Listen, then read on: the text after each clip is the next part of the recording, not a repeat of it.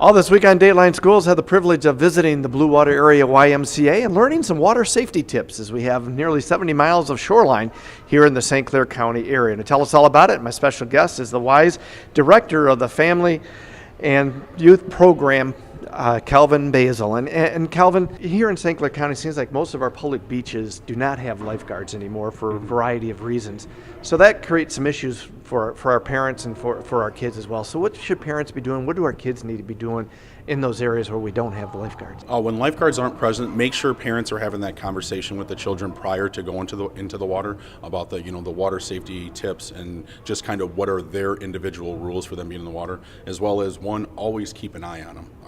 It just takes a blink of an eye for a child to find themselves in trouble, as well as keep them within arm's reach. And regardless of the kid's swimming ability, flotation devices are always recommended. Public beaches are pretty well maintained by the various municipalities and things.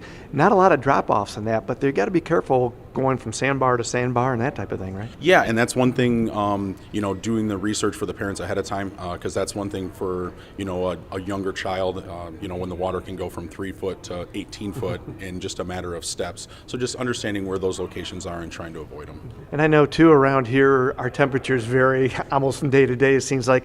How critical is water temperature too? Water temperature is critical, so making sure that you're monitoring the duration that you're in the water, as well as looking for the onset signs, whether it be fatigue or numbness in your limbs, and just try not to overstay your time in the water and think that you can fight through it. Yeah, what are some signs that parents need to look for, especially for that hypothermia? Obviously blue around the lips is the traditional one, but also fatigue, tiredness, as well as numbness in your extremities. And the shaking that we get a lot, right? Yes, yep, shaking is a dead giveaway.